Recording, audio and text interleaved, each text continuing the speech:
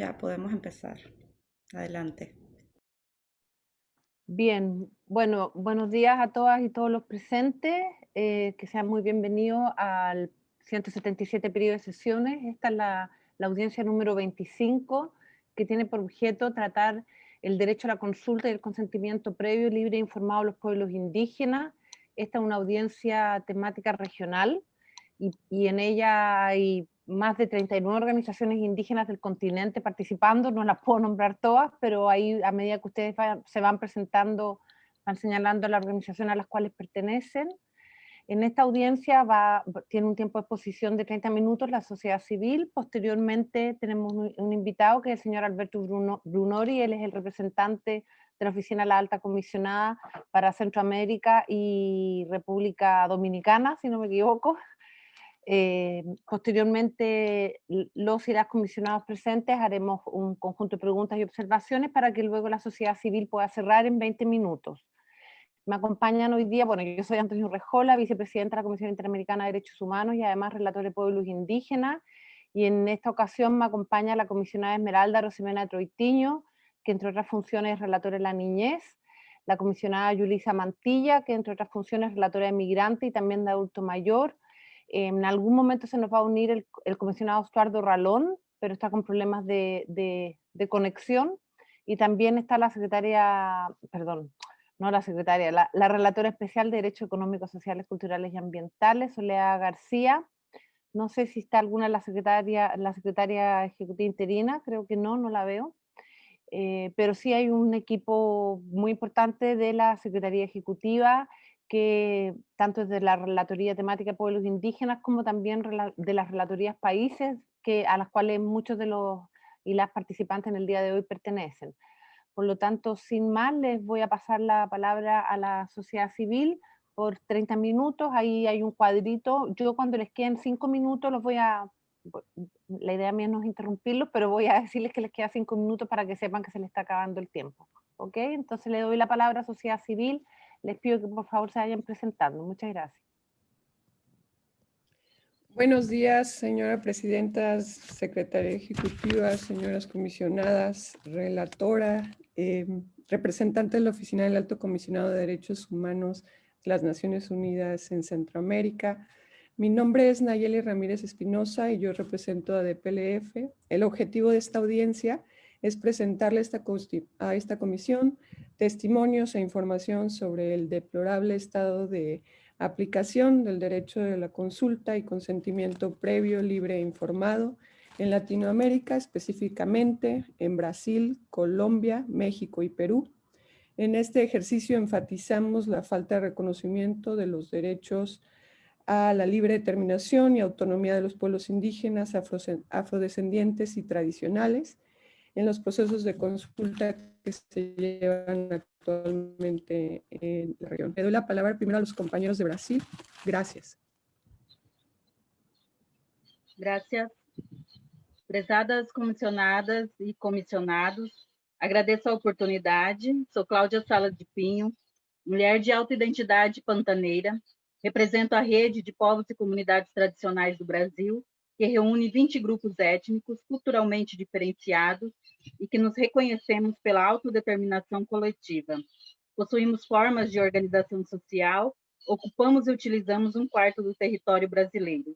Somos povos indígenas, comunidades quilombolas e também povos e comunidades de terreiro, povos ciganos, pescadores artesanais, comunidades extrativistas costeiras e marinhas, caiçaras, faxinalenses, benzendeiras, ilhéus, raizeiros, geraizeiros, catingueiros, vazanteiros, veredeiros, apanhadoras de flores sempre-viva, pantaneiros, morroquianos, povo pomerano, catadoras de mangaba, quebradeiras de coco babaçu, retireiros do Araguaia, comunidades de fundo e fecho de pasto, ribeirinhos, cipozeiros, andirobeiras, caboclos, entre outros. A saúde é a nossa maior riqueza e fomos afetados com a disseminação do Covid-19. Assim, trago vozes diversas denunciando a omissão do Estado brasileiro, que não construiu planos emergenciais de caráter preventivo, proativo e protetivo para os nossos grupos. Esse governo ainda tem sido omisso no reconhecimento e titulação dos territórios tradicionais, e ainda tem atacado os espaços de participação social. Assinou em 2019 o decreto número 9.759, que restringe a participação da sociedade civil relacionada à construção e implementação de políticas públicas. Além disso, os principais mecanismos de participação dos povos indígenas também foram extintos. O Conselho Nacional de Política Indigenista e o Fórum de Presidentes do Conselho Distritais de Saúde. E, especialmente na pandemia, as orientações no Plano de Saúde Indígena estão sendo elaboradas sem participação social das lideranças dos povos. Estamos perplexos e desolados com as variadas formas de vida que agonizam em meio à cinza e devastação de nossos territórios, nos biomas Amazônia, Cerrado e Pantanal, que foram gravemente impactados pelos incêndios florestais. Temos enfrentado o fogo e suas consequências, enquanto o Estado brasileiro desmonta os órgãos ambientais de prevenção, controle e fiscalização. Nesse sentido, a Convenção 69 da OIT é nosso instrumento de resistência para continuar existindo. E nós mesmos temos construído 44 protocolos autônomos, sendo 21 dos povos indígenas, 13 quilombolas e 9 de outros povos e comunidades tradicionais. É fundamental que nossos instrumentos sejam reconhecidos e a nossa livre determinação respeitada. Queremos e buscamos o nosso reconhecimento como sujeitos de direito da Convenção 69 da OIT. Muito obrigada.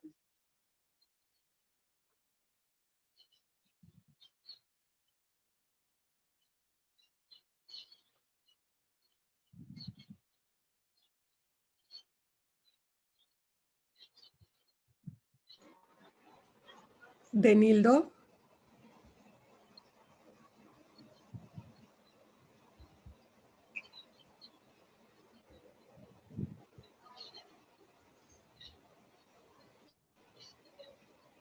Creio que o companheiro Denildo teve algum problema de conexão. Eu posso representá-lo. Bom dia. Bom dia a todos e a todas.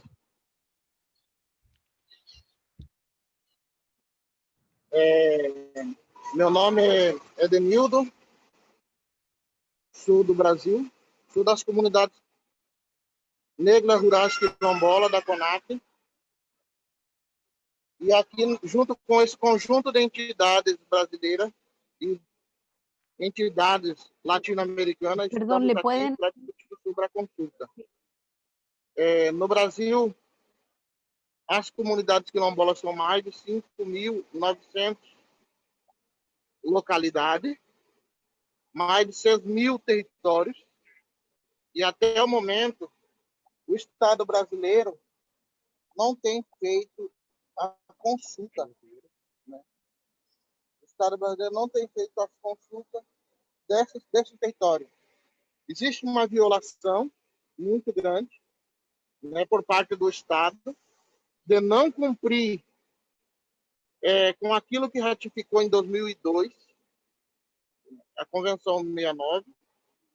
Em nenhum momento a consulta foi aplicada aqui no país. As violações acontecem nos territórios. Vários empreendimentos. Nós temos somente nos territórios quilombola, mais de 1.200 empreendimentos em terras quilombola, né? E que em nenhum momento foi ouvido isso, inclusive empreendimentos que estão sendo construídos agora, no período do Covid-19. As comunidades são avisadas somente no início das obras, e não tem nenhuma orientação, as comunidades são ouvidas no início das obras. Mesmo assim, a gente tem trabalhado muito, junto com várias outras organizações, para a gente tentar, né, barrar essa questão desses empreendimentos. E para ser ouvido na consulta prévia. Nós temos feito os protocolos comunitários, né?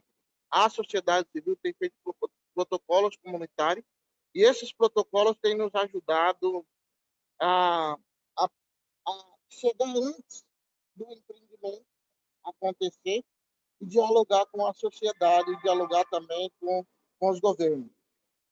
Nós temos avançado um pouco nesse sentido e nós queremos que a comissão nos ajude um pouco nesse sentido, de fazer com que o Estado brasileiro cumpra com aquilo que ratificou, que é a Convenção 69 da OIT. Esses empreendimentos que estão sendo construídos e os futuros vão atingir milhares de vidas. Somente quilombolas, nós somos 16 milhões de quilombolas no país, 8% da população brasileira, e se juntado com outros demais povos e comunidades tradicionais, nós chegamos à metade da população. E esses empreendimentos vêm para cima do nosso território, com a mineração, com a hidrelétrica, com as questões da especulação imobiliária e tudo isso. Então, esses protocolos para nós são muito importantes. Obrigado.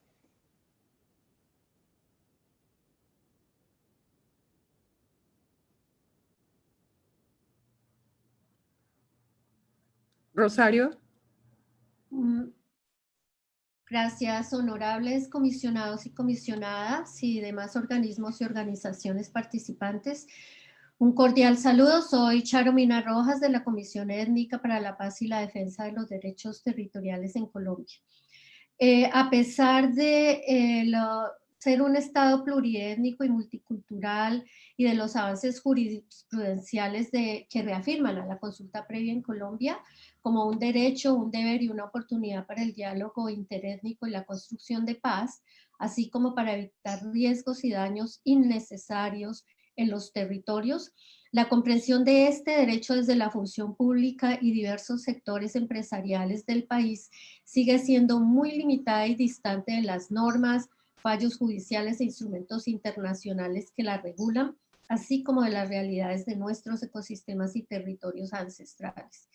Desde el mismo gobierno nacional que debería garantizar las consultas, se viene promoviendo con insistencia un discurso sobre las mismas como un derecho desgastante y costoso, cuando muchas de ellas se realizan a consecuencia de decisiones unilaterales del gobierno de delimitar polígonos mineros, bloques petroleros y proyectos hidroeléctricos o agroquímicos en territorios ancestrales y ecosistemas frágiles del país. Se promueve además la consulta como un derecho de minorías privilegiadas que atentan contra el desarrollo, declarando a sus defensores, nosotros, como enemigos del crecimiento y exponiendo nuestras vidas a riesgos de seguridad, a pesar de ser un derecho que no solo protege la pervivencia de nuestros pueblos y territorios, sino los ecosistemas que nutren de agua, oxígeno y semillas a las grandes poblaciones del país, mientras promueve la construcción de paz y ayudan a mitigar los efectos adversarios del cambio climático.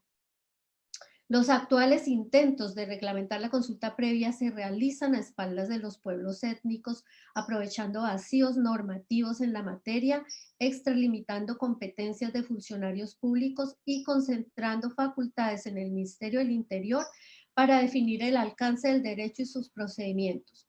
El decreto 2353 del 2019, el procedimiento de gestión de la consulta previa, el protocolo de coordinación institucional para la consulta previa y la directiva presidencial 08 de este mismo año tienen en común que reducen el diálogo intercultural a un mero requisito rápido para facilitar la entrada de proyectos industriales a nuestros territorios, asumen la consulta como un derecho residual y subordinado a los derechos particulares del sector privado, desconoce el papel de los pueblos étnicos en la definición de los lineamientos y metodologías para las consultas, para entregarlo a una autonomía exagerada del Ministerio del Interior, desconoce el principio de adecuación cultural de las consultas que exige armonizarlos a los calendarios y ley de origen de nuestros pueblos, así como a nuestro ordenamiento territorial, planes de vida, salvaguarda y etnodesarrollo,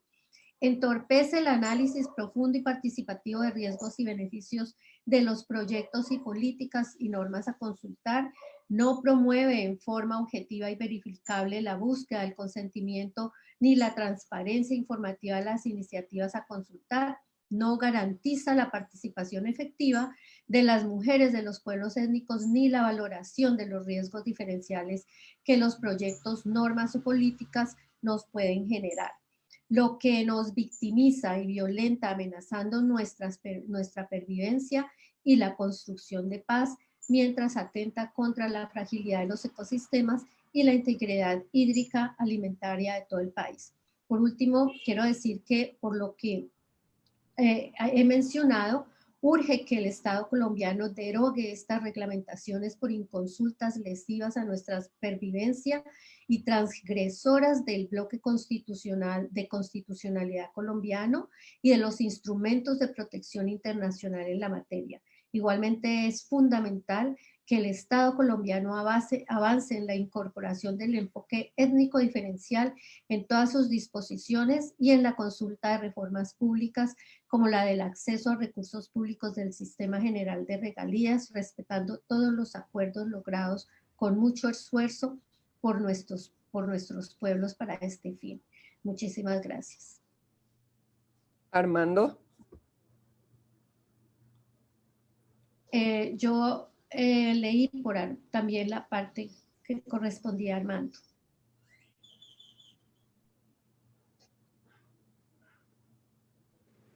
Bien, simplemente saludar desde el territorio ancestral de los nómadas, el pueblo sicuani. Adelante, compañero. Gracias. Lady. Muy buenos días tengan todas y todos ustedes. Gracias por permitirme este espacio. Mi nombre es Lady Araceli Pech Martín. Soy una mujer maya de la región de los Chenes en Campeche, México. Hoy estoy aquí con mi compañero Andrés Sánchez Gómez para transmitirles el sentir de muchos pueblos y miembros de comunidades indígenas acerca del derecho a la consulta y consentimiento previo, libre e informado y su aplicación en México. Empezamos diciéndoles que en México los procesos de consulta no se llevan a cabo de manera previa. Por ejemplo, en nuestras comunidades mayas se empezó a vender transgénicos sin preguntarnos. En Chihuahua han puesto aeropuertos y dado permisos de talas sin preguntarnos. En Veracruz y Campeche otorgaron tierras para la explotación de hidrocarburos sin preguntar a los pueblos. En Guerrero han dado licencias de minería sin consultar a los dueños de las tierras. El hecho de que las consultas no sean previas promueve división en nuestras comunidades, porque los proyectos benefician a algunas personas antes que puedan ser discutidos y reflexionados. En mi municipio, la comercialización de la soya ha promovido la tala inmoderada e ilegal, ha contaminado nuestros cuerpos de agua, ha afectado negativamente la apicultura, que es nuestra principal fuente de vida, y además nos han confrontado entre nosotros. Esta división ha provocado ataques. La violencia y los ataques en contra de autoridades indígenas es solo una de las formas en la que nos han coartado la libertad necesaria para participar en las consultas. La realidad socioeconómica, dependencia y pobreza de las comunidades indígenas permiten que empresas, partidos políticos y las mismas agencias gubernamentales ejerzan presión por medio de regalos para que proyectos y medidas sean aprobados por poblaciones indígenas. La Oficina del Alto Comisionado de Derechos Humanos de las Naciones Unidas observó que los pueblos que viven en territorios donde se construye el proyecto del Tren Maya han expresado su conformidad con el proyecto como un medio para recibir atención a necesidades básicas como agua, salud, educación, trabajo, vivienda, medio ambiente sano y cultura. Lógica que afecta el carácter libre de la consulta. Esta forma de comprar a la población indígena, abusando de la marginalidad e iniquidad en la que se encuentra, solo ha provocado daños para la autonomía y para nuestros territorios indígenas. Nosotros no queremos ninguna consulta si solo sirve para que los gobiernos y las empresas obtengan un visto bueno para realizar sus proyectos en nuestros territorios. Gracias. Buenos días a todas y a todos. Gracias por el espacio. Soy Andrés Odilon Sánchez Gómez y vengo de la región Niza, de Valles Centrales del estado de Oaxaca, en el sur de México. Como indígena zapoteco, quiero expresar que durante 15 años, 16 comunidades indígenas hemos defendido el agua de nuestro territorio. Por negarnos el agua por un decreto de veda en el acuífero hace 7 años, un tribunal mandató proceso de consulta en nuestros pueblos. En nuestros territorios se encuentran 49% de las cuencas del país, donde se han otorgado 77.619 concesiones de aguas nacionales y 19.503 concesiones de zonas federales sin consultarnos. Nosotros participamos en la construcción de un protocolo de consulta. Eso es algo que casi nunca ocurre en nuestro país. Por ejemplo, los pueblos originarios de Vinizá, Ixcot, Chontal, Zoque, Nahua o Poluca, que habitan el istmo de Tehuantepec, las consultas sobre el corredor transísmico se hicieron en 2 días, con protocolos impuestos que violaron todos los estándares internacionales. Cuando en una consulta se logran alcanzar acuerdos, estos no se cumplen. En México ni uno se ha cumplido. Por ejemplo, en el proceso de consulta de la tribu Yaqui en el norte del país, no se respetó la ley, las sentencias ni los acuerdos firmados. Incluso el Estado criminalizó a las autoridades, como fue el caso de Mario Luna. En el caso del aeropuerto de Krill, Chihuahua, se acordó en 2016, en un proceso de consulta, un fideicomiso que hasta el día de hoy no se ha podido usar por la comunidad indígena afectada. La lucha por este fideicomiso costó la vida del líder indígena Antonio Montes Enríquez. También perdimos a Samir Flores de Morelos después de una consulta popular por una hidroeléctrica. En Valles Centrales de Oaxaca, luego de 4 años de iniciada la consulta, logramos firmar un acuerdo el 12 de octubre de 2019 para levantar el decreto de veda y establecer una zona reglamentada donde se garantice nuestra participación en la administración del agua, para preservarla y se garantice de igual forma nuestro acceso colectivo al agua que permite nuestra subsistencia. A 1 año de firmados los acuerdos, el Estado mexicano no ha cumplido y se ha negado a proporcionarnos información. No responden a nuestras solicitudes y tampoco nos reciben. Nos ignoran, discriminan. Actualmente, desde la Consejería Jurídica de Presidencia, se niegan a respetar el proyecto de decreto de zona reglamentada que acordamos con la Comisión Nacional del Agua para la consulta. El camino es acudir de nuevo a un tribunal, lo que para nosotros como pueblos indígenas ha sido muy difícil y costoso. El Estado mexicano debe respetar la autonomía, libre determinación y territorio de los pueblos indígenas, así como los tiempos, autoridades, procesos y estructuras internas para tomar decisiones y deliberar propuestas. Muchas gracias.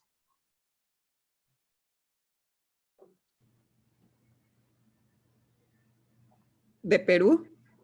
Gracias. Muchas gracias, honorables comisionados. Lizardo Cauper Peso, Shipibo, presidente de la Asociación Interétnica de Desarrollo de la Selva Peruana, AIDC, que representa 1.800 comunidades, 51 pueblos indígenas del Perú. En nuestro país, la afectación por COVID-19 ha sido dramática. Según el Ministerio de Salud, más de 21.000 indígenas amazónicos hemos contraído la enfermedad y esto aún no se detiene.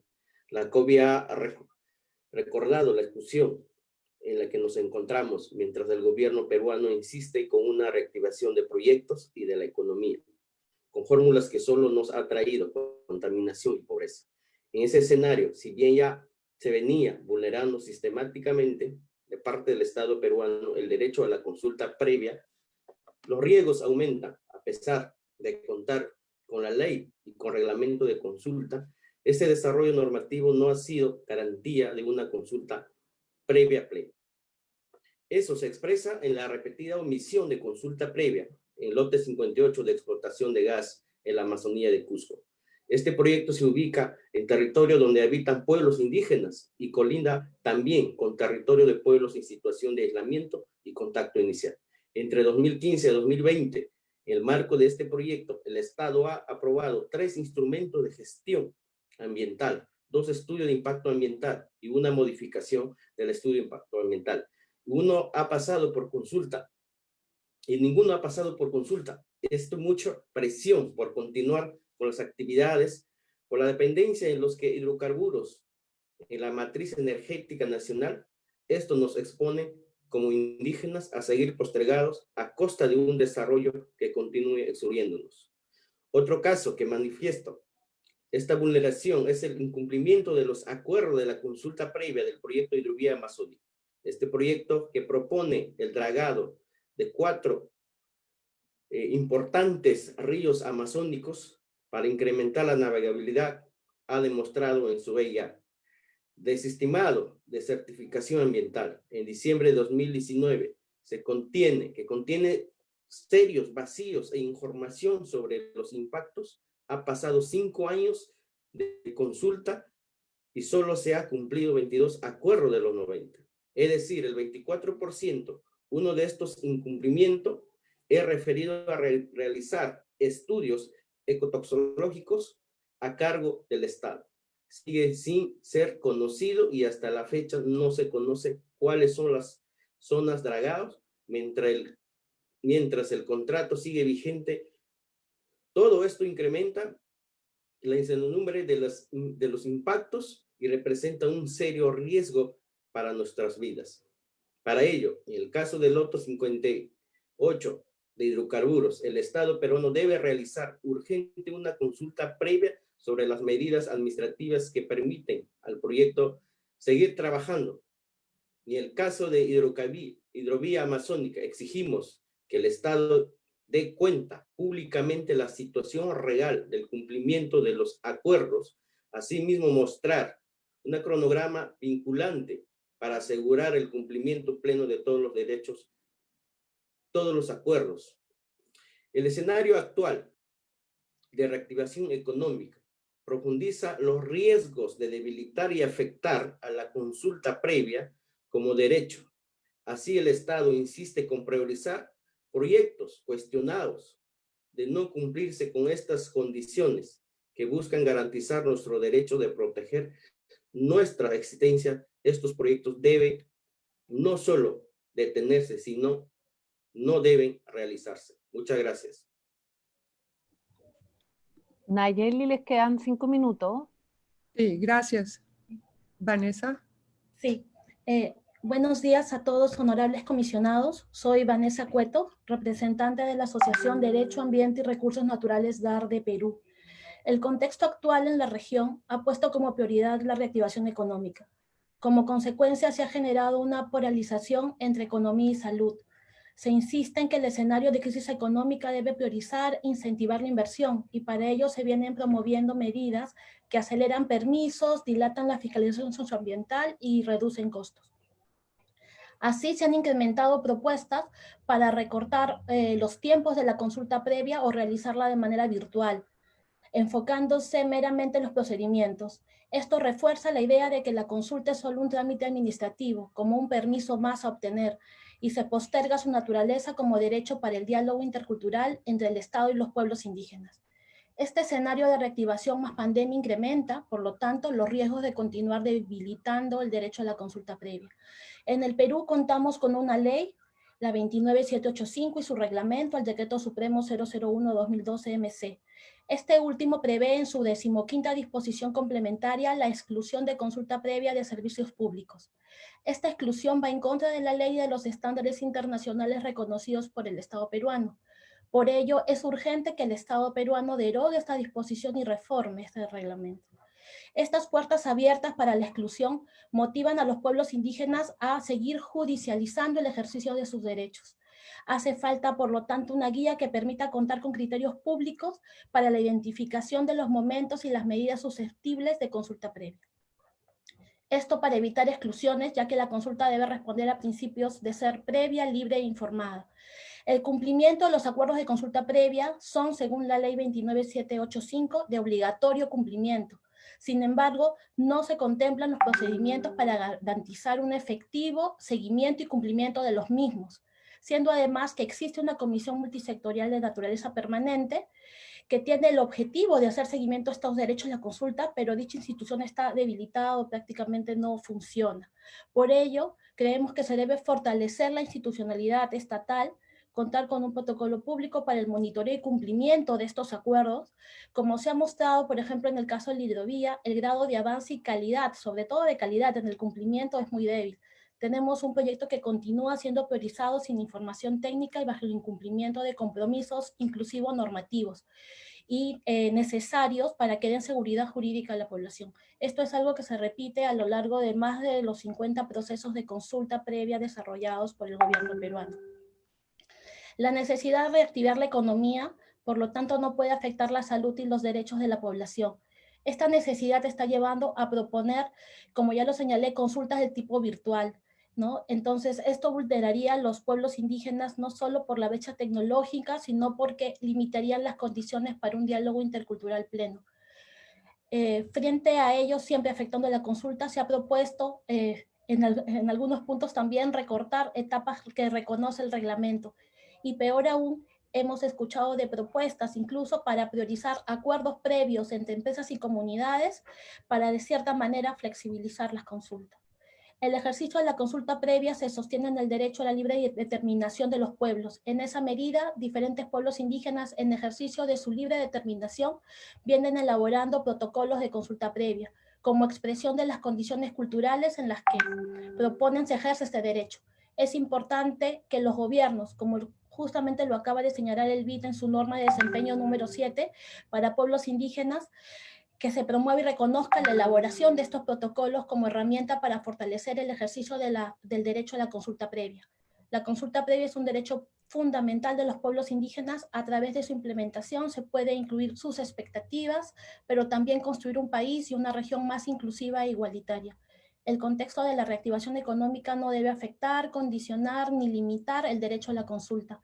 Toda afectación debe ser rechazada y condenada por la Comisión Interamericana de Derechos Humanos. Gracias. Comisionada, quería saber si podíamos tener tiempo para leer nada más los petitorios, un minutito. Ok, o lo pueden hacer como quieran o lo pueden hacer después, van a tener de nuevo 20 minutos, ¿no prefieren dejar los petitorios para después? No sé, como ustedes quieran. Si es posible, los leemos de una vez. Ok. Gracias. Lizardo. Muchas gracias. Conclusiones, petitorio. Ante la información previamente expuesta sobre los desafíos para el cumplimiento efectivo de derecho a la consulta y el consentimiento previo, libre e informado en Brasil, Colombia, México y Perú, solicitamos a la Honorable Comisión Interamericana de Derechos Humanos que en el ejercicio de sus facultades de monitoreo y promoción establecidas en su reglamento y la Convención Americana sobre Derechos Humanos, que se manifieste sobre la necesidad de que los estados de la región respeten el autoadscripción de los pueblos indígenas, afrodescendientes y tradicionales, reconociéndolos como sujetos colectivos de derecho al consentimiento previo, libre e informado y a la libre determinación. Inste a los estados de la región a que cumplan sus obligaciones internacionales frente a estos pueblos, implementando el convenio 169 de la OIT y los estándares del Sistema Interamericano de Derechos Humanos. Elabore un informe temático sobre el derecho a la libre determinación de los pueblos indígenas y comunidades tradicionales en Américas. Se pronuncie sobre el deber de los estados de reconocer, regularizar, titular y sanear los territorios tradicionales en consulta con los respectivos pueblos. Reitere el carácter vinculante de los protocolos autónomos de consulta en tanto ejercicio de libre determinación de los pueblos dispuestos a dialogar de buena fe con sus respectivos estados, brindando la seguridad jurídica para los diferentes actores involucrados en los procesos de consulta. Recomiende a que los estados de la región a que acuerde y fortalezcan sus instituciones para la realización de procesos oportunos de consulta previa libre informado, garantizando como mínimo instituciones autónomas dotadas de recursos suficientes para la realización de estos procesos, mecanismos de información y publicidad interculturales sobre los procesos de consulta, mecanismos independientes y transparentes de seguimiento al cumplimiento de los acuerdos a los que llegan los pueblos con el Estado, beneficios razonables para los pueblos, libre de cualquier coacción o condicionamiento, reparaciones de los pueblos en los casos que se hayan generado daños. Inste a los estados de la región que observe su resolución número 1220, pandemia y derechos humanos en Américas, específicamente en lo referente a la suspensión de los procesos de licenciamiento de proyectos de inversión que afectan los territorios, los pueblos indígenas, afrodescendientes y tradicionales. Ordene a los Estados Unidos de la región a que abstengan de promover, tolerar el desplazamiento de estos pueblos que habiten territorios reivindicados, aunque esto no se encuentra oficialmente titulados específicamente durante la vigencia de la pandemia del COVID-19. Reitere que la obligación estatal de consultar y obtener consentimiento de los pueblos indígenas, afrodescendientes y tradicionales no puede ser transferida a empresas, resaltando que los estados no deben permitir el financiamiento de procesos de consulta por parte de actores privados interesados a que lleven a cabo proyectos de inversión en territorios indígenas tradicionales. Repudie las iniciativas de los gobiernos de la región realizar procesos de consultas virtuales en línea o remotas. La flexibilización de estos procesos u otras formas de recorte o debilitamiento de los derechos a la consulta previa y el consentimiento durante la pandemia del COVID-19 y los procesos de reactivación económica de los países de la región. Muchas gracias. Gracias, comisionados. Muchas gracias a todas y todos los que han hecho una presentación en esta parte de la audiencia. Ahora le voy a dar la palabra al señor Alberto Brunori por 10 minutos. Muchas gracias, presidenta Urrejola, y saludo a todas las comisionadas y al comisionado que acompañan hoy esta audiencia, y también a todas y todos los intervenientes. Muy buenos días.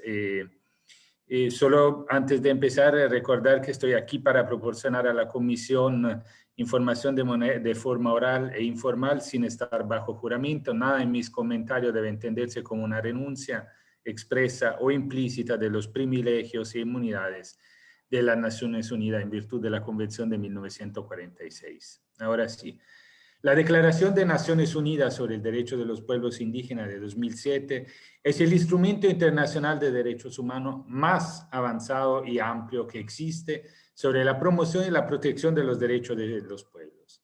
Asimismo, la Carta de Naciones Unidas y ambos pactos, tanto el de civil y político como el de económico, social y cultural, así como la Declaración y el Programa de Acción de Viena, afirman la importancia fundamental del derecho de todos los pueblos a la libre determinación, en virtud del cual estos determinan su condición política y persiguen libremente su desarrollo económico, social y cultural, y a no ser objeto de discriminación racial. El derecho a la libre determinación es el derecho humano fundamental en que se basa el consentimiento libre, previo e informado. Es una manifestación del derecho de los pueblos indígenas a determinar por sí mismos sus prioridades culturales, sociales y económicas. Las obligaciones de los estados de consultar con los pueblos indígenas deben consistir en un proceso cualitativo de diálogo y negociación que tenga el consentimiento como objetivo.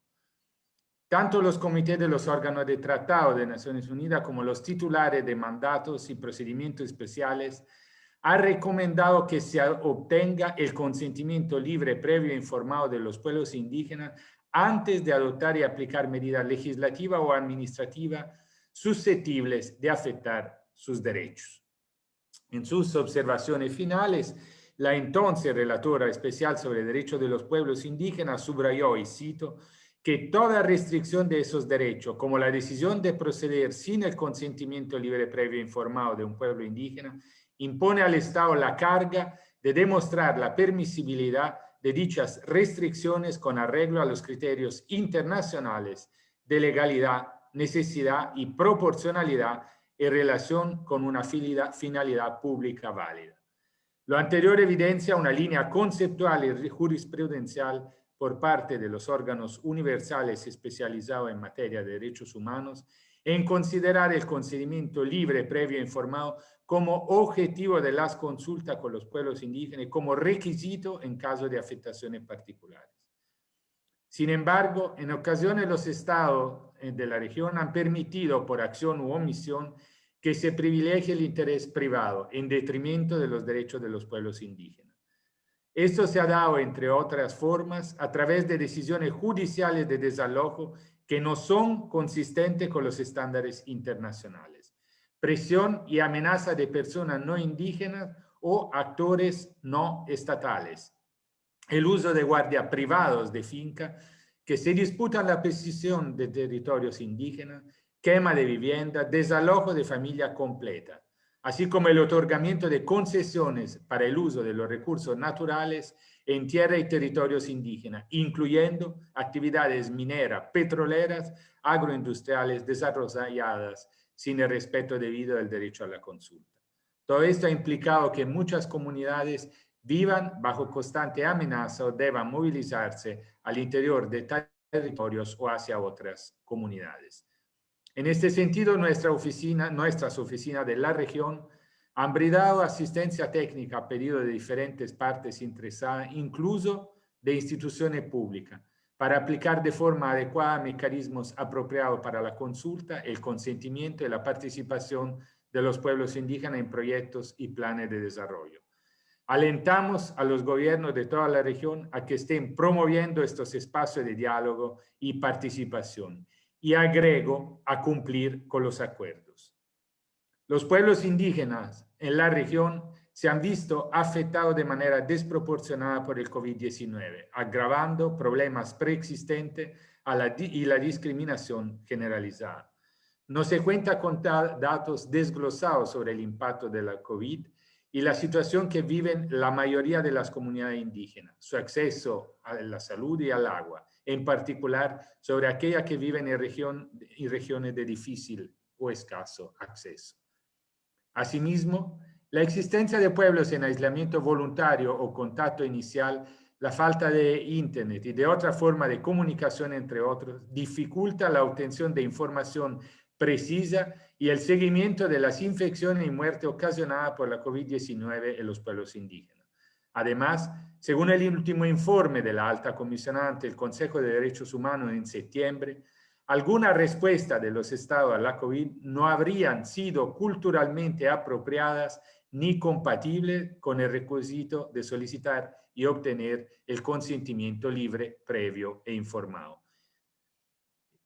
La pandemia también ha puesto en evidencia la falta de confianza en las instituciones públicas por parte de los pueblos indígenas, el temor a ser atendidos en hospitales y la estigmatización, junto con la ausencia de información culturalmente apropiada, inciden en que se evite acudir a instituciones de salud.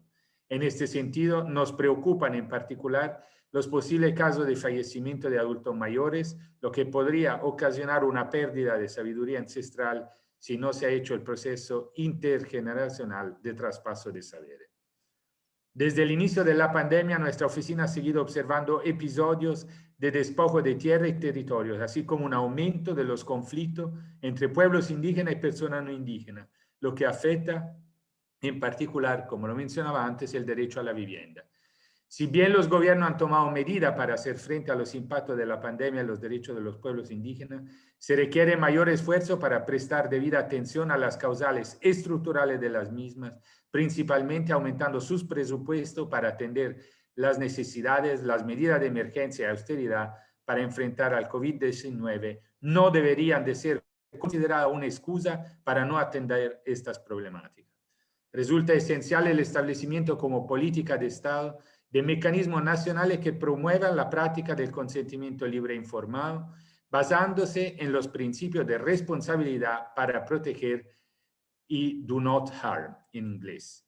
Además, aquellos proyectos que cuentan con el consentimiento de los pueblos indígenas cuentan con una mayor probabilidad de éxito, por lo que la consulta y el consentimiento deberían ser considerados como un mecanismo positivo en pos de una gobernanza inclusiva. Nuestra oficina cuenta con diversos mecanismos para atender la situación de los pueblos indígenas, incluidos los puntos focales sobre pueblos indígenas de las oficinas de países regionales, el mecanismo de expertos sobre los derechos de los pueblos indígenas y un relator especial sobre los derechos de los pueblos indígenas. Nos comprometemos a seguir trabajando con los pueblos indígenas y autoridades para que se respeten sus derechos a la participación y a ser consultados en fin de obtener su consentimiento libre, previo e informado en relación con las decisiones que los afectasen. Muchas gracias, vicepresidenta Urrejola. Muchas gracias, señor Brunori. Es muy importante también poder contar con la visión de la Oficina de la Alta Comisionada en esta audiencia temática. Yo esta vez me voy a permitir, siempre cuando presido las audiencias le doy la palabra a mis colegas primero, pero esta vez como relatora de pueblos indígenas me voy a permitir tomar yo primero la palabra, sobre todo en un tema que para mí por lo menos es muy, muy importante. En primer lugar, quiero agradecer a las organizaciones que han solicitado esta audiencia.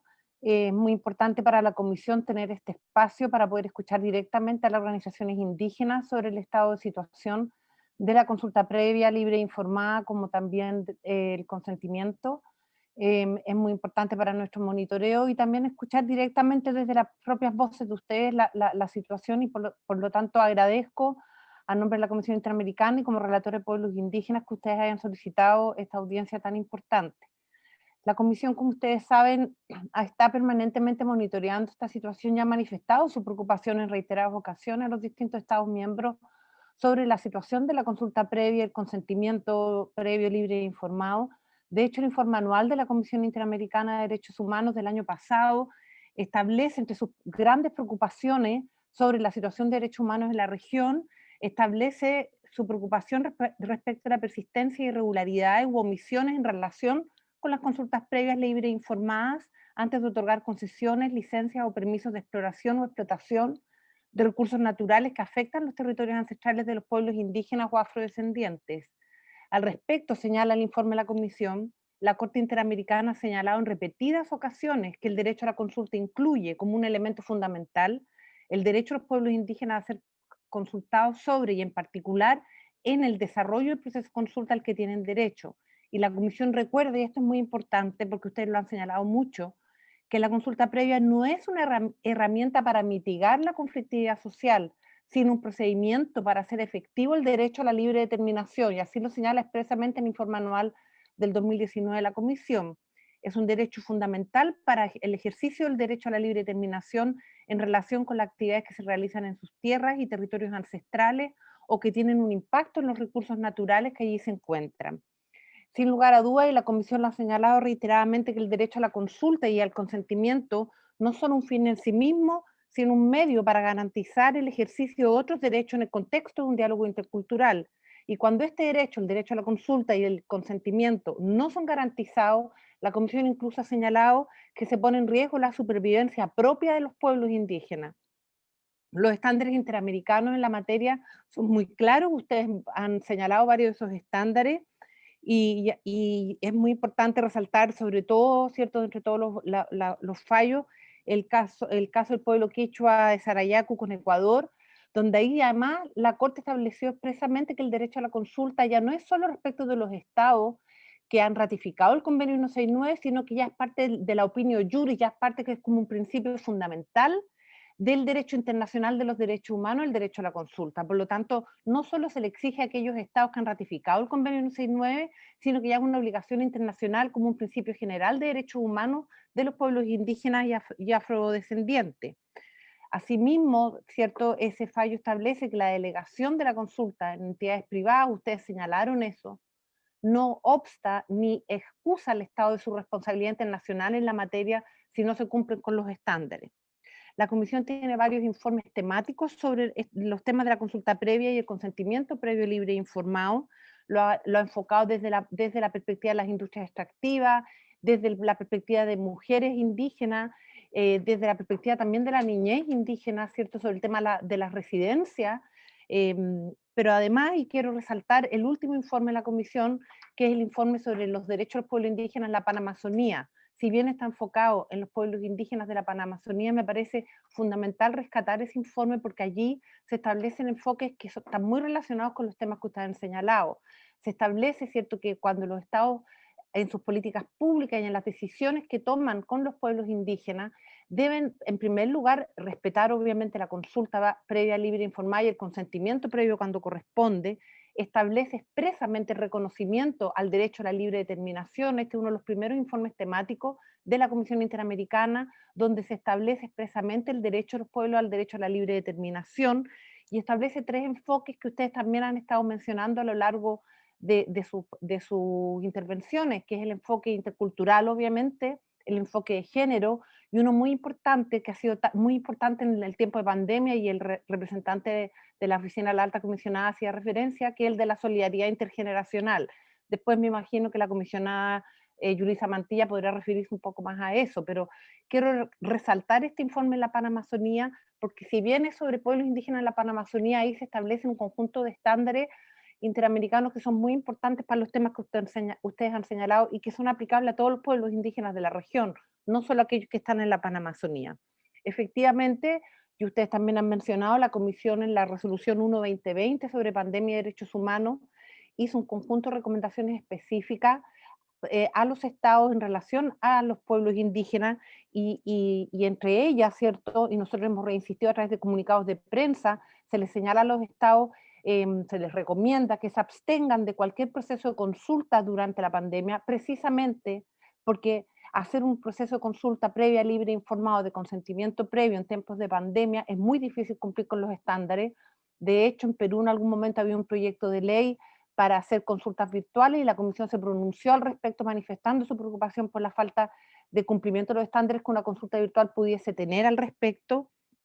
Hemos hecho además un comunicado especial sobre los pueblos indígenas de la Panamazonía, donde también resaltamos nuestra preocupación sobre muchos de los temas que ustedes aquí han planteado, que es el tema de las invasiones a los territorios indígenas en los tiempos de pandemia, que es la preocupación de que los megaproyectos y los proyectos de industria extractiva han continuado en tiempos de pandemia, que incluso los pueblos indígenas han quedado aún más desprotegidos porque se suspenden las consultas, pero los proyectos siguen y ingresan actores externos a las comunidades, a los territorios indígenas, trayendo con ellos el contagio. Es decir, hemos estado haciendo un monitoreo permanente sobre la situación de los pueblos indígenas, sobre todo en tiempos de pandemia, con un enfoque muy especial en los temas que ustedes han manifestado hoy día, que es el del consentimiento previo, libre y informado. Lamentablemente, muchos de los estados de la región reconocen el derecho de los pueblos indígenas a la consulta previa, al consentimiento previo, algunos incluso a nivel constitucional, pero siempre nos encontramos, como en muchas materias de derechos humanos, con una brecha muy grande entre el reconocimiento constitucional o legal y la implementación y la práctica. Y es ahí donde yo creo que tenemos un desafío muy importante, nosotros como organismos de derechos humanos, ustedes como líderes y lideresas indígenas, que es poder trabajar con los agentes del Estado para que esa brecha entre la normativa y la realidad sea cada vez menor. Y ahí hay un trabajo muy importante que tenemos que trabajar conjuntamente, a mí me parece, porque existen muchas normas y reconocimientos que desde la perspectiva incluso de los estándares interamericanos, muchas de ellas son bastante buenas. El problema fundamental es la aplicación de esas normas y la implementación, y ahí creo que tenemos un desafío muy importante. En ese sentido, varios de ustedes se refirieron a los procesos de desarrollo de protocolos autonómicos de consulta, que entendemos nosotros que es como un mecanismo del ejercicio de la libre determinación, y ahí a mí me gustaría como relatora poder conocer un poco más aquellos que han tenido esta experiencia de los protocolos. Nosotros a lo largo de las reuniones que hemos tenido, reuniones virtuales durante el proceso durante la pandemia, hemos tenido varias reuniones con organizaciones indígenas y muchos nos han señalado, ¿cierto?, que han elaborado sus propios protocolos de consulta y en algunos casos los estados han reconocido esos protocolos. A mí me gustaría, si es posible, poder conocer buenas prácticas en la materia. Me parece muy importante no solo resaltar los problemas y los obstáculos, sino también las buenas prácticas para que nosotros podamos ayudar a replicarlas en otros estados. Entonces, si hay buenas prácticas, si algunos de ustedes han tenido experiencia, nosotros hemos tomado, en este momento no se me viene a la cabeza, pero sí hemos conocido de algunos casos puntuales de algunos estados que han reconocido los protocolos que los propios pueblos indígenas han hecho en materia de consulta previa, libre e informada. Entonces, si me pudiesen informar sobre buenas prácticas, o malas también, obviamente, pero desarrollar un poco más el tema de los protocolos. Quisiera señalarle a usted en su petitorio, que les pediría que después por favor nos lo envíen por escrito. Ustedes hablaron del tema de que nosotros hagamos un informe temático sobre libre determinación. Les quiero decir que en este periodo de sesiones la comisión, el pleno de la comisión, ha estado precisamente discutiendo ese tema, y precisamente esta semana aprobamos en el pleno de la comisión un índice para poder trabajar un informe temático sobre el derecho de los pueblos indígenas a la libre determinación. Tenemos que obviamente desarrollar toda la metodología, va a ser probablemente durante el próximo año, pero sí ya la comisión acordó trabajar un informe temático, y ahí la información que ustedes nos puedan dar va a ser fundamental. Como metodología, la comisión siempre hace cuestionarios a las organizaciones de la sociedad civil para recoger información. En su momento, obviamente, cuando ello ocurra, se los vamos a hacer saber, pero sí les quería señalar que sobre esa petición, precisamente esta semana, el Pleno de la Comisión tomó la decisión, y ahora tenemos que empezar a trabajar en ese informe, y obviamente la participación de ustedes, la información que ustedes nos puedan dar va a ser fundamental, y en su momento vamos a hacer todas las publicaciones del caso para poder trabajar y recoger directamente parte de ustedes información al respecto. Le voy a dar la palabra ahora a mis colegas que están acá. El comisionado Ralón, al poquito tiempo que ustedes empezaron a hablar, también yo vi que se había unido, pero no quise interrumpir, pero ha escuchado gran parte de lo que ustedes han estado señalando. Voy a partir por la comisionada Esmeralda. Si quisiera hacer algún comentario o pregunta, le doy la palabra. Gracias, presidenta. Sí, efectivamente quisiera solo, bueno, reafirmar lo que de manera muy completa la comisionada relatora y presidenta de esta sesión ha planteado en lo que todos ustedes han señalado. Mi reconocimiento por la dedicación, por el esfuerzo y por la perseverancia en esta lucha por el desarrollo de sus derechos y la aplicación de sus derechos.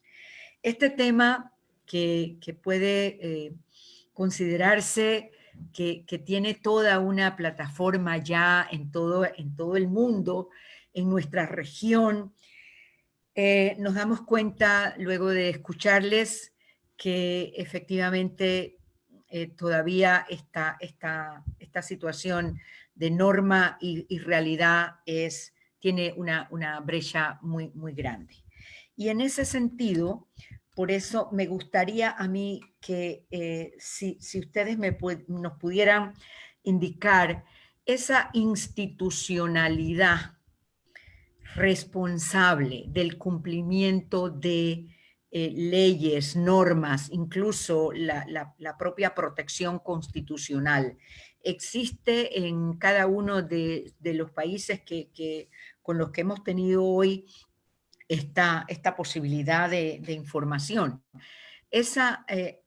Uno de ustedes señalaba la importancia de fortalecer la institucionalidad. En primer lugar, quisiera saber si existe una institucionalidad especializada, si esta tiene una fuerza constitucional o solo tiene una fuerza legal o reglamentaria. ¿Por qué es importante esto?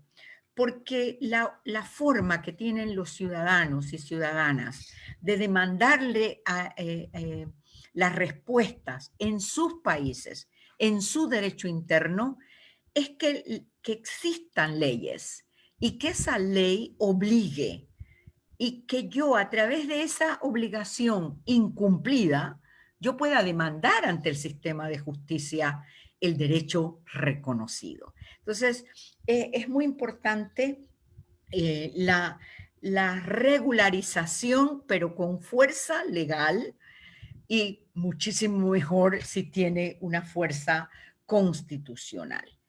Eso por un lado, y por otro, me gustaría saber, en este trabajo de defensa de los territorios, de defensa del cumplimiento precisamente de las normas, hablo de las personas defensoras de derechos humanos y particularmente de este derecho humano. ustedes tienen un registro, tienen una información de cómo esto en nuestros países, en los países que han participado hoy, está siendo atendido. Si hay las denuncias y el proceso que estas denuncias tienen en el sistema judicial para asegurar también esa tutela que la justicia debe a la violación de los derechos y en este caso a la protección de las personas defensoras de derechos humanos que en esta temática sabemos las grandes limitaciones que tienen para ejercer el derecho, pero sobre todo hostigamientos y criminalización precisamente por defender derechos. Yo me quedo con estas dos preguntas, reafirmando la posición de la comisionada relatora y muchas gracias a Brunori, que sé que está aquí junto en Panamá, con nuestro bello Panamá. Yo estoy en Coronado con un sol esplendoroso hoy. Muchas gracias por acompañarnos, por saber del compromiso que se tiene desde la oficina regional para el abordaje de esta temática. Muchas gracias, Presidenta. Gracias, comisionada. Le doy la palabra ahora a la comisionada Yulisa Mantilla. Sí, muy buenos días. Un saludo muy cordial a los y las representantes de las organizaciones, a mis colegas de la comisión, a la relatora especial, al señor Alberto Brunori de Naciones Unidas.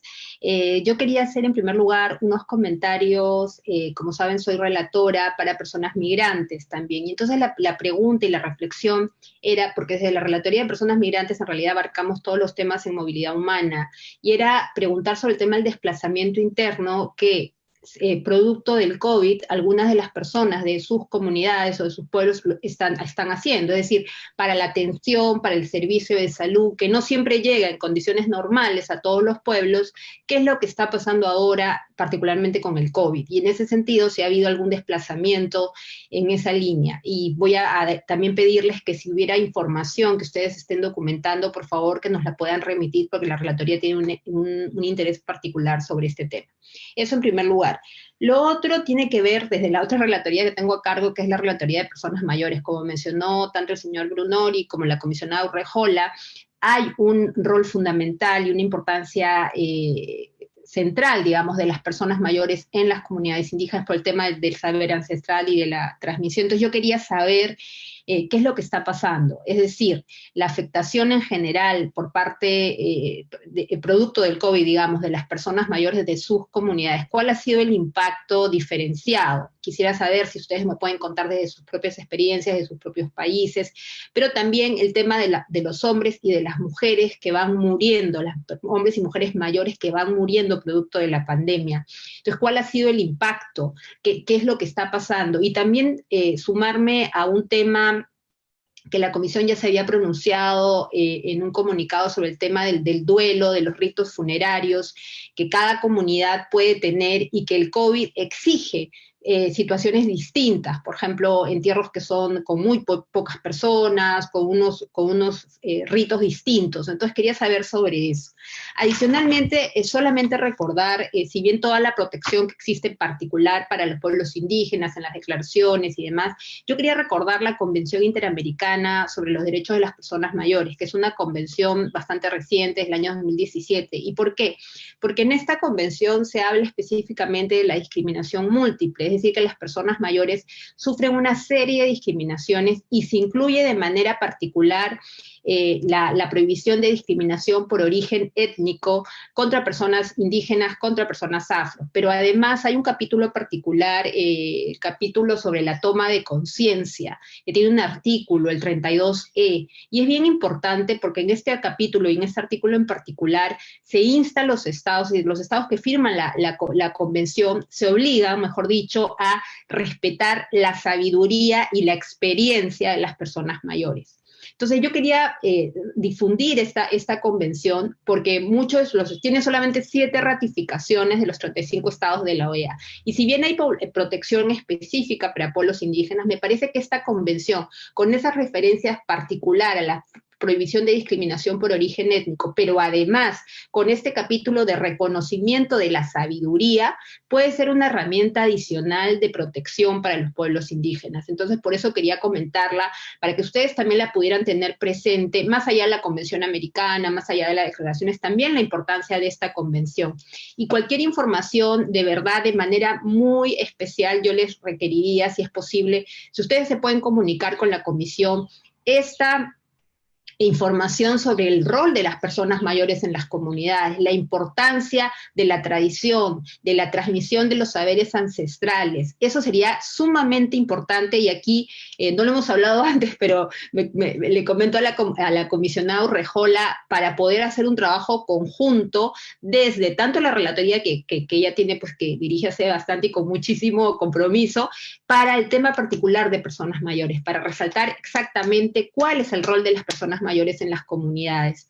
Entonces, nada, estoy a la orden, y muchísimas gracias por su presencia y su participación. Muchas gracias. Paloma. Muchas gracias. Antes que nada, un saludo a mis colegas y también a las representaciones de las diferentes organizaciones. Y quisiera también un saludo al representante de la Alta Comisionada de Naciones Unidas. Primero quiero agradecer toda la información que nos han brindado. Creo que mis colegas han abordado prácticamente todos los puntos, especialmente nuestra relatora de pueblos indígenas ha hecho una referencia muy importante a un informe temático que vamos a trabajar sobre la materia. Así que lo único que quería mencionar es que, habiendo representantes de pueblos indígenas de Perú, como relator de Perú para, digamos, por parte de la comisión, me pongo a las órdenes a efecto de que cualquier tipo de información que consideren puedan ustedes trasladar, o si quisieran una reunión puntual o específica para profundizar en algunos otros temas que hoy no se haya podido, estoy a las órdenes. Así que únicamente agradecer y disculparme por haberme sumado minutos después de haber iniciado, pero el lugar donde estoy me quedé sin fluido eléctrico y eso me demoró un momento. Así que muchas gracias.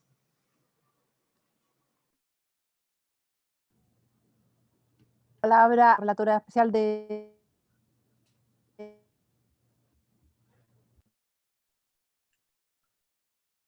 Gracias, presidenta. Muy buenos días a todos y a todas. Un saludo muy especial a las comisionadas, al comisionado, en el último día de las audiencias de este periodo de sesiones. Un saludo también al representante de la alta comisionada, el señor Alberto Brunori, y muy especialmente a todas las representantes y los representantes de las organizaciones que nos acompañan desde Brasil, Colombia, México y Perú. Únicamente añadir a la completa exposición que ya hicieron, sobre todo la comisionada relatora de pueblos indígenas, también el valor que tiene en esta materia un reciente informe que hemos lanzado este año y que ha sido pues uno de los primeros grandes resultados del trabajo del mandato, que es el informe relativo a empresas y derechos humanos, que por cierto vamos a estar lanzando el día 22, y quiero aprovechar a invitarles con la participación precisamente de la comisionada Urrejola, también de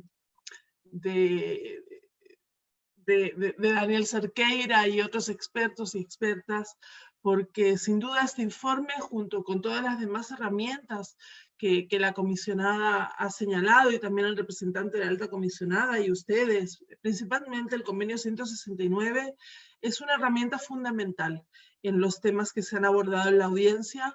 Quisiera referirme, por ejemplo, a los criterios fundamentales en materia de empresas y derechos humanos que el informe destaca, entre los cuales se incluye precisamente la consulta previa, libre e informada, y los mecanismos generales de participación, o el derecho al medio ambiente sano, o el derecho al desarrollo sostenible, enfatizando los estándares de la Comisión en la materia, en el sentido de que en esta falsa dicotomía que también ustedes mencionaban entre salud y economía, el desarrollo debe ser sostenible y debe poner en el centro el bienestar y los derechos de las personas y de las comunidades.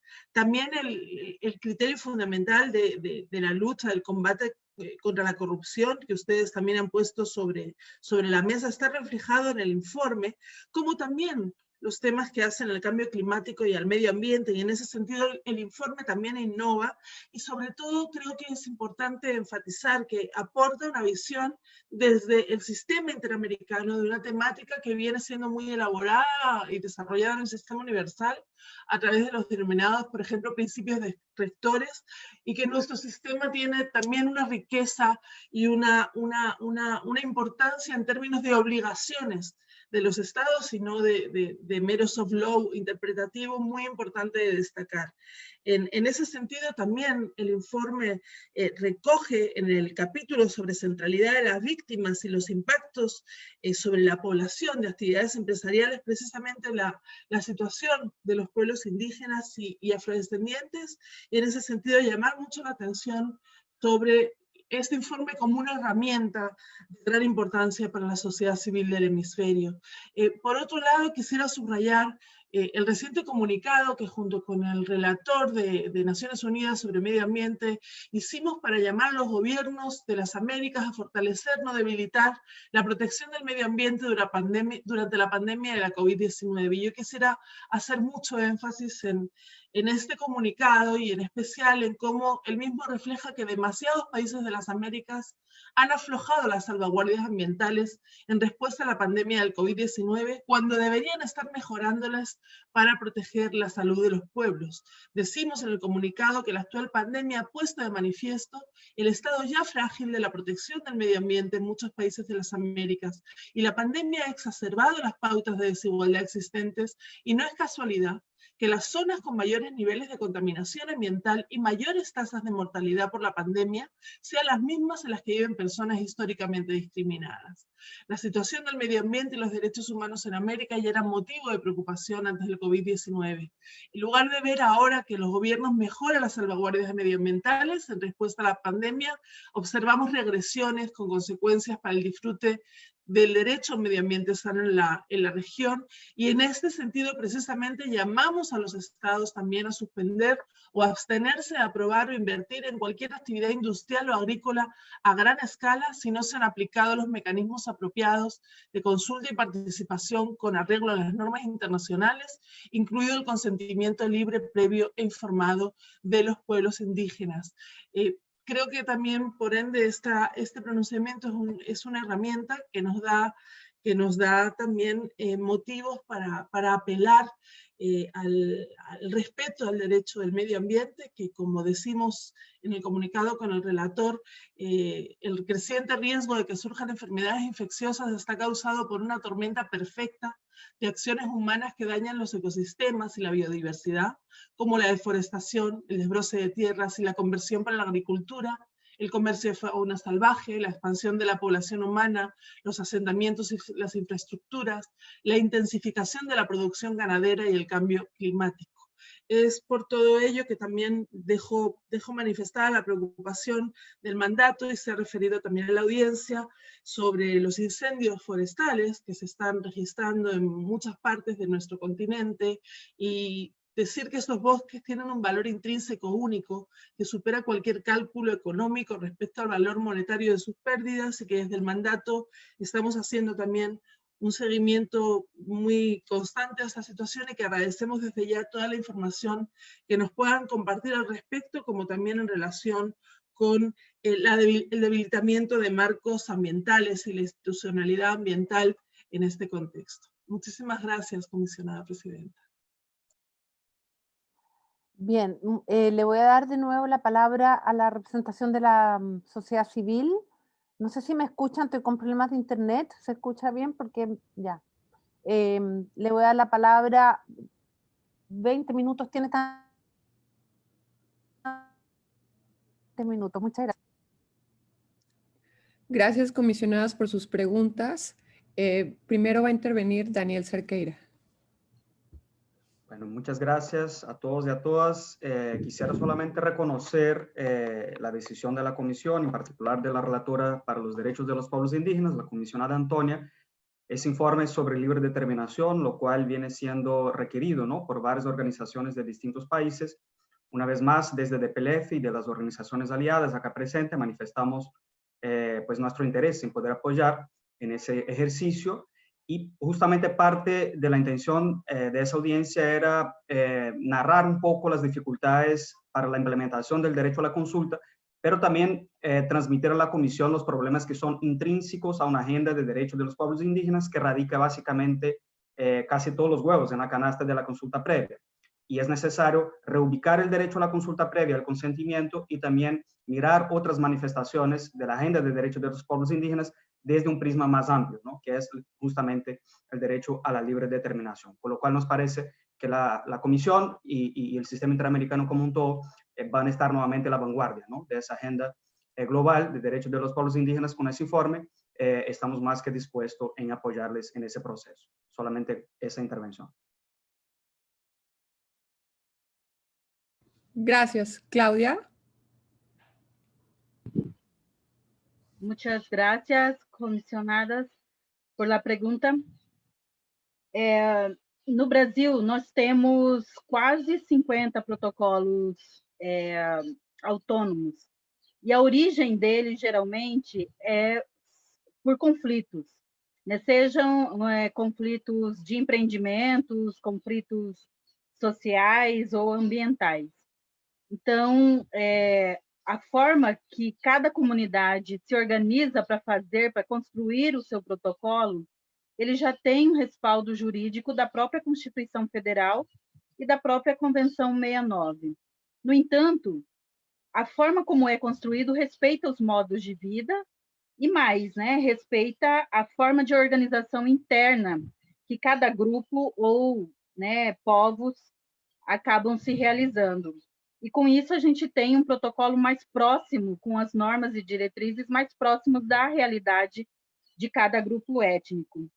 E para se ter uma ideia, né, do que a gente já tem, e por isso a necessidade do reconhecimento dessa forma, né, de estabelecer normas, nós temos um levantamento do Observatório de Protocolos Comunitários e Autônomos, de que do ano de 2014 a 2020, nós já temos 46 protocolos prontos.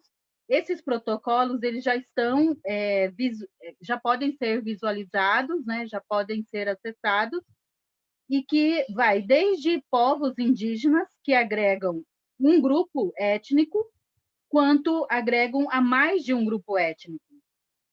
Isso também em outros grupos de povos e comunidades tradicionais, que geralmente dedicam há vários anos para construir o seu protocolo de acordo com seus costumes e tradições.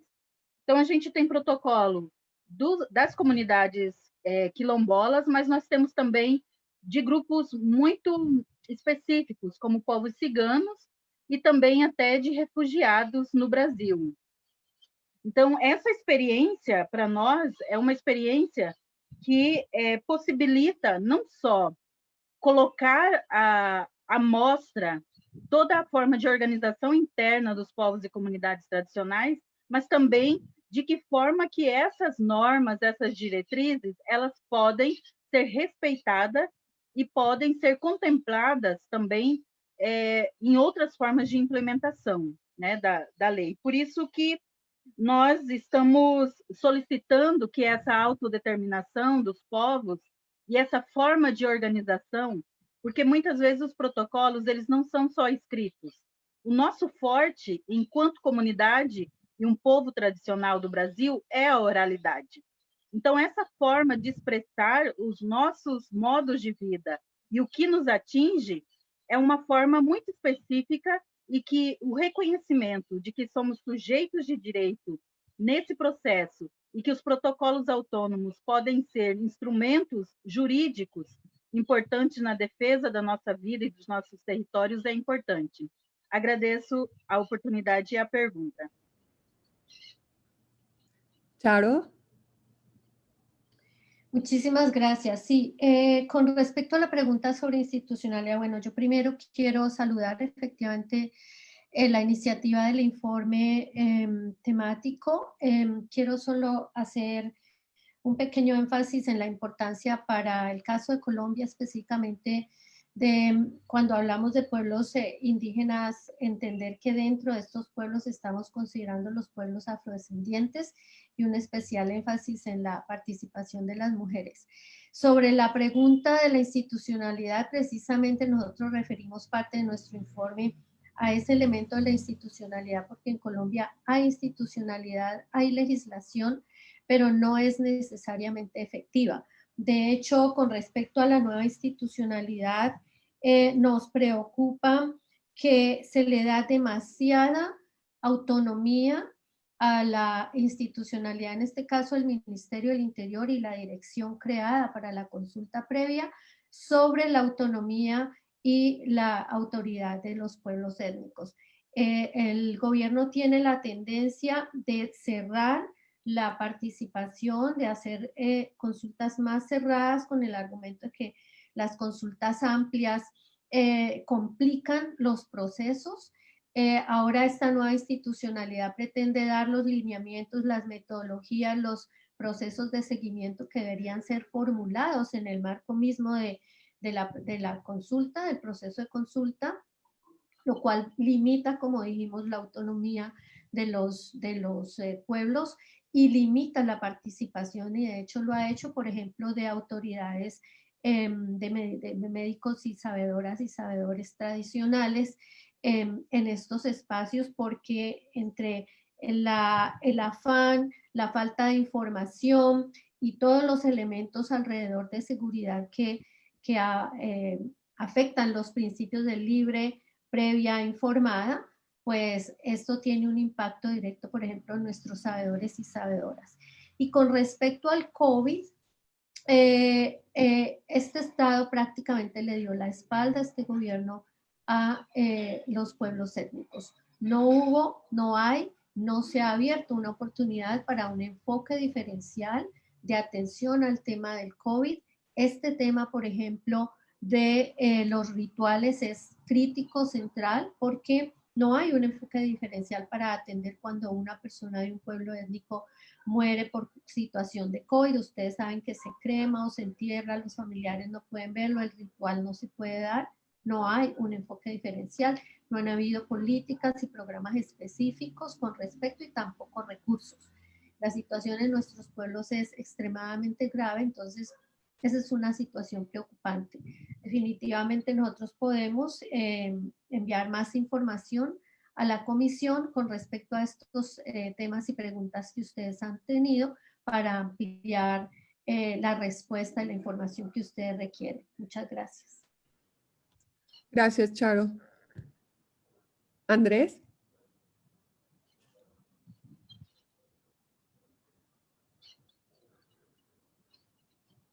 Bien, gracias. Bien, el derecho a la consulta previa en México se establece en el artículo 3º constitucional, inciso D, fracción 9.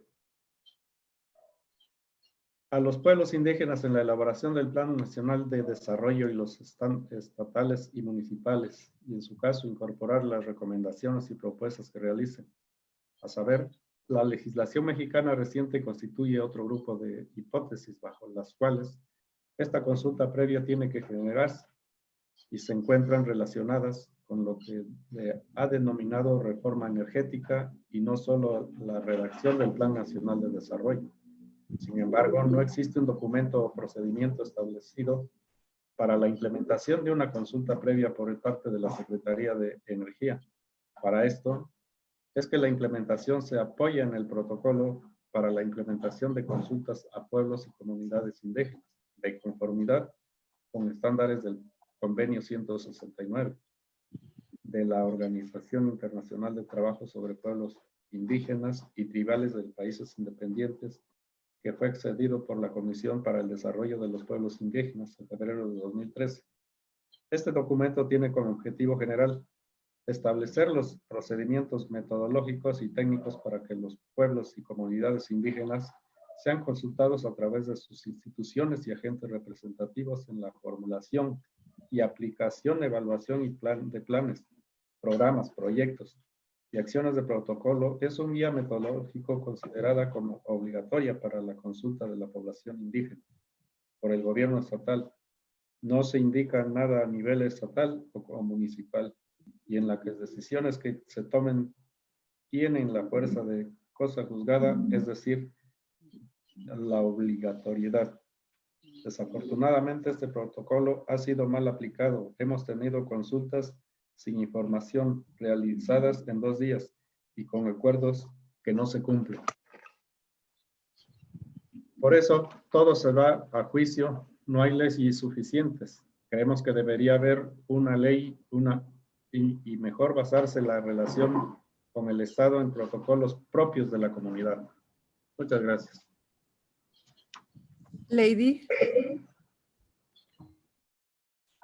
Muchas gracias. Yo hablaré un poquito en relación al tema de la situación de COVID de las personas de adultos mayores en nuestra situación en México. La estrategia que el gobierno implementó para la campaña de información sobre los temas de cuidado del COVID no fueron suficientes porque no fueron culturalmente adaptadas. Y las comunidades entendemos y comprendemos de otra manera. Entonces, en la situación de la afectación del COVID a las personas mayores es muy lamentable porque la estrategia careció de una protección para las personas, para los adultos mayores, y muchos de los que se están muriendo son nuestras bibliotecas vivientes. Es lamentable que no se haya hecho una estrategia para cuidar, para implementar esta protección. Esta transmisión de conocimientos ancestrales se ve afectado por el COVID, cuando nuestros abuelos, que son los que tienen este conocimiento, pues se están muriendo, y mucho de esto, pues de nuestros conocimientos pues se están perdiendo. En el mismo tono está la situación también con las mujeres. Desde nuestros roles establecidos, estamos nosotros asumiendo la responsabilidad familiar con los hombres que son más afectados y que son los que mueren o que se contagian y que están en una ausencia en el trabajo. Quienes se hacen responsables de la familia, del hogar, de la crianza de los hijos, somos las mujeres. Independientemente de todos los roles asignados que tenemos de la carga de trabajo, esta situación a nosotros nuevamente se nos aumenta más la carga de trabajo y la responsabilidad que tenemos en la familia con nuestros hijos por el tema del COVID. Hay mucha violación respecto a los trabajos de los jornaleros y jornaleras en los campos. Las empresas que tienen estos campos agrícolas enormes no respetaron, no aplicaron, no tienen ningún protocolo de cuidado para la gente que está trabajando en los campos. No se pusieron estos filtros de cuidado, de protección a la gente. Pero la gente está completamente vulnerable. Somos los jornaleros y las jornaleras, las mujeres que estamos en los campos agrícolas trabajando, estamos expuestas a los contagios, estamos expuestas a morir en estos campos de trabajos. Porque primero tenemos una fragilidad ambiental muy fuerte con problemas de agroquímicos, nuestra condición es muy diferente y en base a esta situación del COVID nos vulnera aún más. Entonces ya nuestra situación como mujeres somos las que estamos enfrentando y asumiendo la responsabilidad de las familias, de nuestras comunidades ante el COVID. Muchas gracias. Gracias, Lady. Lizardo. Muchas gracias. Para reafirmar nuestra lucha contra esta pandemia, este mal virus que afecta a la población indígena amazónica del Perú. Asimismo, rechazamos contundentemente y categóricamente la consulta previa virtual que quiere implementar en Perú. Queremos garantizar la vida y salud pueblos indígenas como derechos humanos. Encima de vida y salud no puede ir primero la economía, y por lo tanto, para protegernos nuestros derechos y todo esto, también quiero mencionar que el Congreso de la República tiene que ratificar los acuerdos de Escazú. Estamos aquí presentes, contribuyendo con toda la humanidad, protegiendo nuestra biodiversidad, nuestros territorios, y como también quiero decir, no solamente esta pandemia nos quita la vida, sino estamos amenazados. Hay asesinatos de nuestros hermanos que defendemos la vida y nuestro territorio.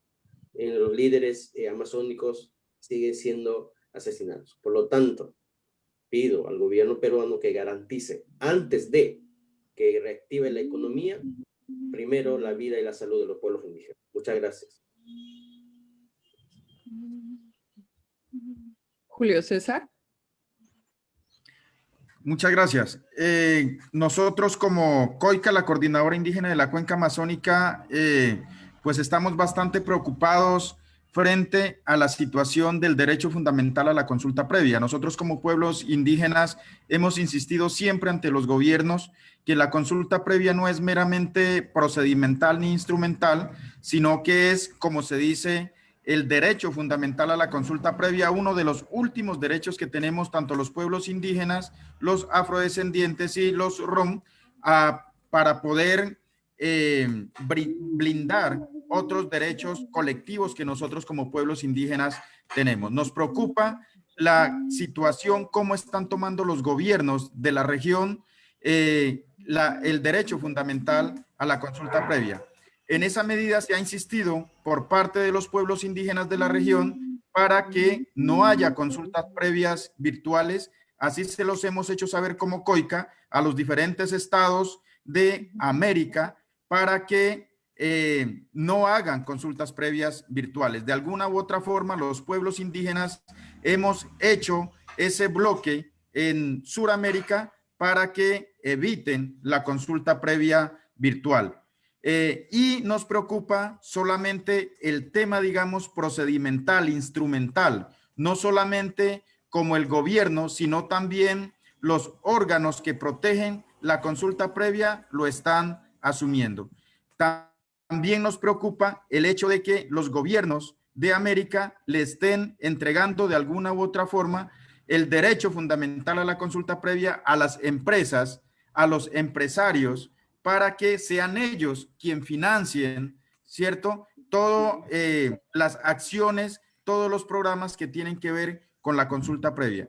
Nosotros solicitamos a la Corte Interamericana de Derechos Humanos para que hagan nuevamente un pronunciamiento acerca del derecho fundamental a la consulta previa, porque parece ser que hay un adormecimiento frente a este derecho fundamental, un derecho que a los pueblos indígenas, a los afrodescendientes, a los rom,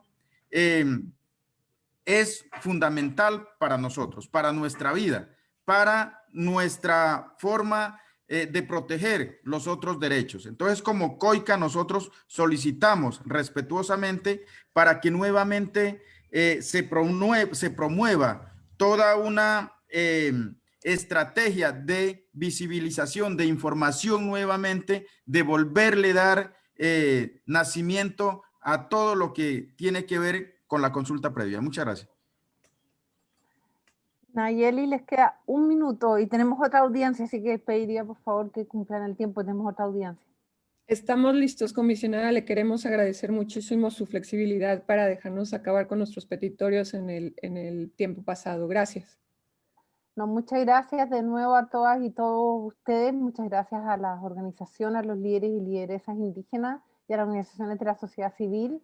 Agradecer también de nuevo a Alberto Brunori por acompañarnos en esta audiencia. Sobre el informe temático, simplemente volver a decir que acabamos de aprobar la idea de legislar, como se dice, y por supuesto ahora tenemos que empezar a trabajarlo, pero no tengan duda que vamos a trabajar obviamente con las organizaciones indígenas de la sociedad civil, y ese informe es precisamente sobre el derecho a la libre determinación de los pueblos indígenas y tribal, y por lo tanto también van a estar incluidos los afrodescendientes para aquellos que han señalado su preocupación respecto de eso. Por otra parte, yo quiero invitar a los estados, no sé si estarán escuchando los estados, pero me parece muy importante invitar a los estados en ir generando mecanismos para que los propios pueblos indígenas puedan tener sus procesos de consulta previa. Nos parece a nosotros una herramienta muy importante en el ejercicio de la autodeterminación y es muy importante en el diálogo intercultural, y que los estados puedan reconocer estos protocolos e invitar a los estados a seguir trabajando. A aquellos que sí han reconocido en algunos casos estos protocolos, quiero invitar a todos los estados de la región que puedan reconocer estos protocolos, son una herramienta muy importante. Y reiterar que la consulta y el consentimiento previo, libre e informado no son obstáculos para el desarrollo, como a veces se ve, no son obstáculos para el desarrollo, ni tampoco son herramientas para mitigar la conflictividad social, sino simplemente son procedimientos para hacer efectivos el derecho a la libre determinación, y los pueblos indígenas no pueden ser criminalizados por el solo hecho de invocar su derecho a la consulta y el consentimiento previo, libre e informado. Quiero terminar esta audiencia haciendo ese llamado fundamental a todos los estados miembros de la OEA de no criminalizar a los pueblos indígenas por exigir un derecho que está reconocido en muchas de las legislaciones de los países, pero sobre todo en los estándares interamericanos y en los estándares universales. Muchas gracias a todos y todas. Vamos a dar término a esta audiencia y le agradezco una vez más a todos y todos los presentes. Que tengan un muy buen día. Hasta luego. Muchas gracias. Hasta luego, muchas gracias. Hasta luego. Hasta luego. Gracias. Hasta luego. Gracias. Muchas gracias. Muchas gracias. Hasta luego. Gracias, hasta luego.